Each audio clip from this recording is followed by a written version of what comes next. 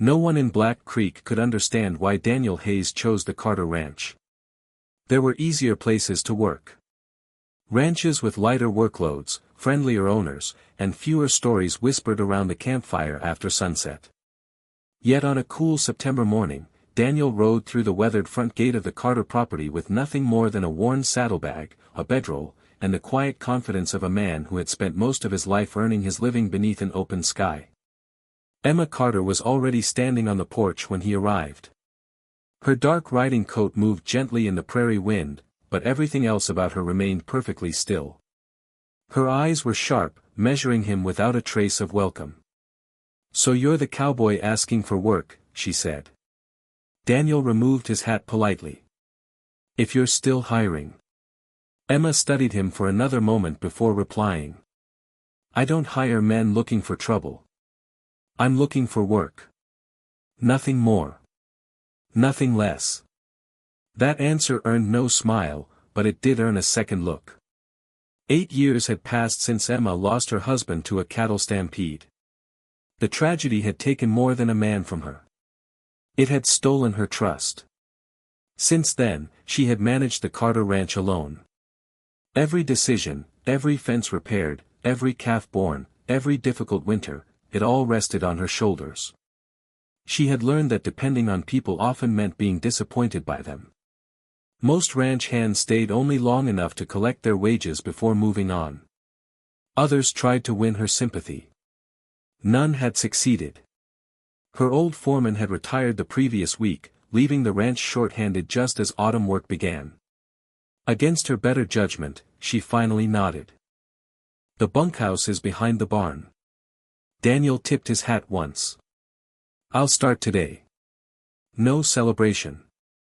No questions. Just work.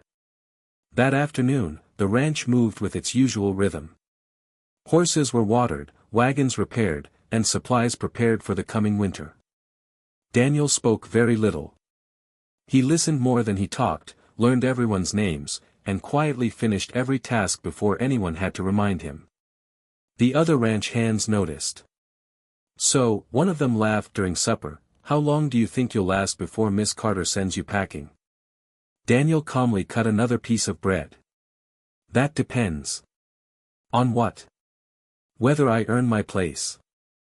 The table grew quiet. Most men blamed Emma when things went wrong. Daniel seemed interested only in doing his job.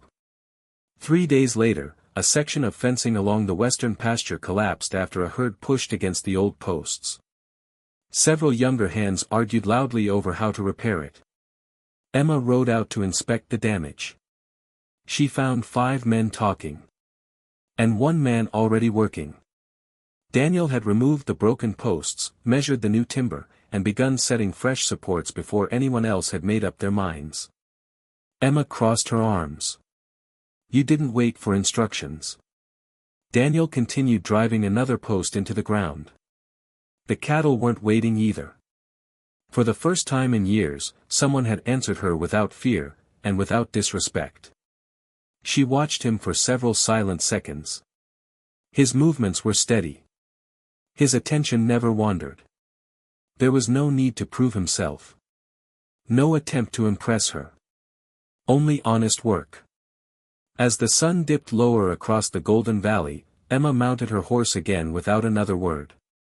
She rode back toward the ranch house, but her thoughts stayed behind at the broken fence. For reasons she couldn't explain, Daniel Hayes didn't fit into any of the categories she had spent years placing people in. And for the first time in a very long while, Emma Carter found herself wondering whether she had judged a stranger too quickly. October faded into November, and the first cold winds swept across Black Creek Valley. The Carter Ranch settled into the demanding rhythm that every ranch knew before winter arrived. Firewood had to be stacked. Feed had to be stored. Fences needed reinforcing before snow buried the open range. It was difficult work. The kind that revealed a person's character far more honestly than words ever could.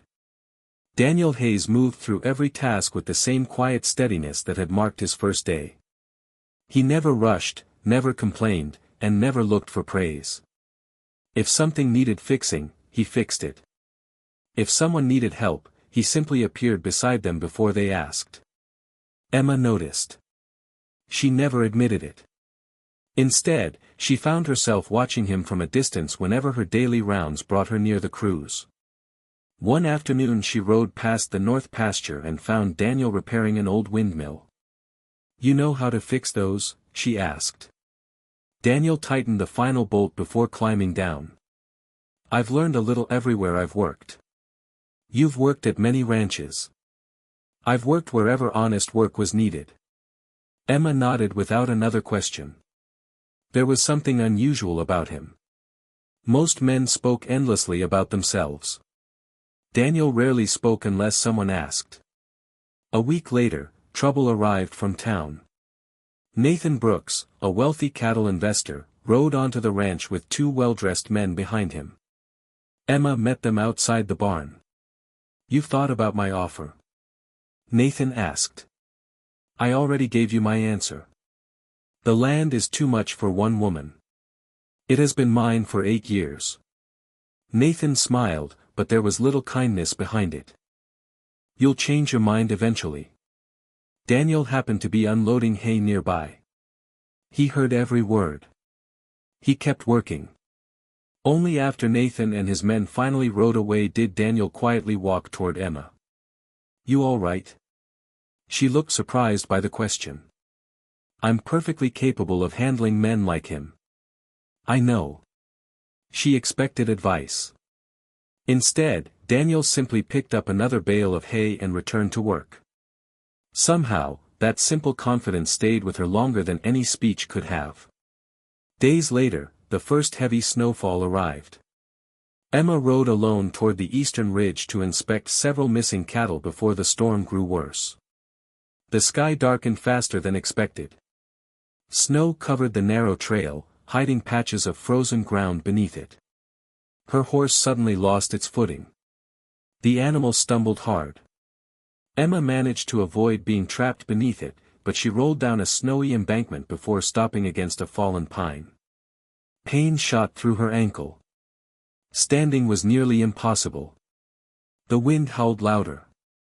The ranch was miles away. For the first time in years, Emma realized she might actually need help. Nearly an hour later, hoofbeats echoed through the storm. Daniel appeared over the ridge, his coat covered in snow. "I figured you'd come this way," he said calmly. "You came looking for me?" "I pay attention. Nothing more." He checked her injured ankle, wrapped it carefully with a spare blanket, then helped her onto his horse without making her feel helpless. The ride back was quiet. Snow drifted gently around them as neither felt the need to fill the silence. That evening, after the ranch doctor examined her ankle and declared it only badly sprained, Emma found herself unable to sleep. Instead, she carried 2 cups of hot coffee into the barn. Daniel was brushing his horse before turning in for the night. She handed him one of the cups. "You didn't have to ride into that storm." He accepted the coffee with a small nod. "I know." She looked into the steaming cup for several seconds before speaking again.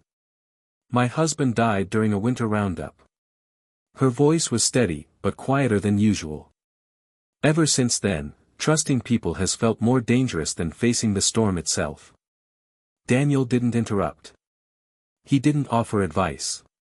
He simply listened. For reasons Emma couldn't explain, that silent understanding felt warmer than the coffee between her hands. And somewhere beneath the cold weight of another Black Creek winter, the walls around her heart developed their very first crack. Winter slowly loosened its grip on Black Creek Valley. By early March, patches of green pushed through the melting snow, and the Carter Ranch returned to its familiar rhythm. Horses were turned back into the upper pastures, calves filled the fields with new life, and the long days of hard work began again. Emma's ankle healed completely, but something else had changed as well. She no longer avoided Daniel. Their conversations remained short, yet they came naturally now. They discussed cattle counts, pasture conditions, broken gates, and the weather. Sometimes they stood together in comfortable silence, watching the sunset settle over the valley. Neither of them felt the need to explain it. One afternoon, an unexpected visitor arrived. It was the owner of the Silver Ridge Ranch, one of the largest outfits in the territory. "I've heard about your work," the rancher said to Daniel. "I'll pay you nearly double what you're earning here." Several ranch hands overheard the offer. Even Emma, standing near the stable, heard every word. She said nothing. She simply walked away before anyone could see the disappointment she refused to admit. The next morning, Daniel was exactly where he had always been, repairing the southern corral before sunrise.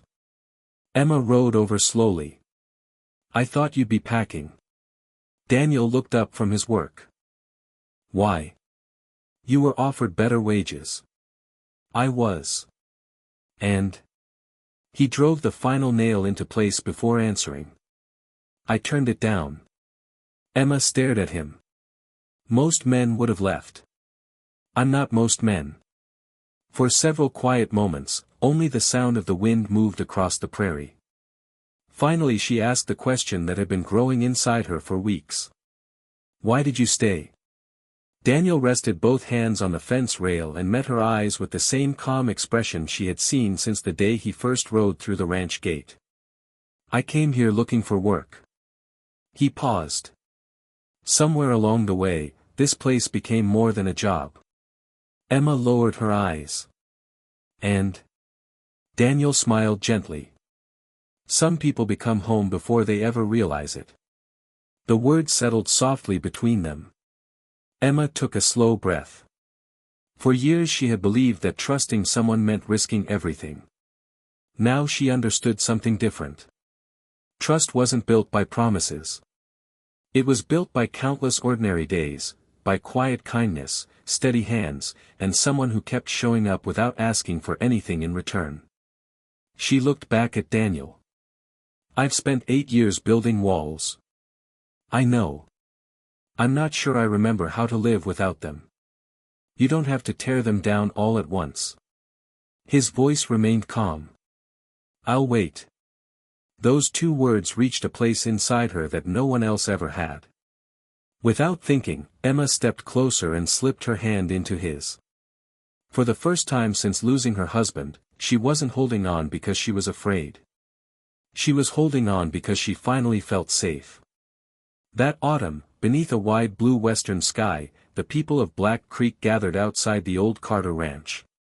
There were no grand decorations. No expensive ceremony. Only family, friends, honest laughter, and 2 people who had found each other through patience rather than passion. Emma Carter married Daniel Hayes where the valley opened toward the mountains she had loved since childhood. Months later, as another golden sunset settled over the ranch, they stood together on the porch watching children from neighboring families race across the open fields while the cattle grazed peacefully below. Daniel quietly reached for Emma's hand. This time, she didn't hesitate. She smiled. A real smile. The kind that had been missing for nearly a decade. The wind carried the scent of fresh grass across Black Creek Valley, and for the first time in many years, the old ranch no longer felt like a place haunted by loss. It felt like home. And the happiest chapters of their story were only just beginning.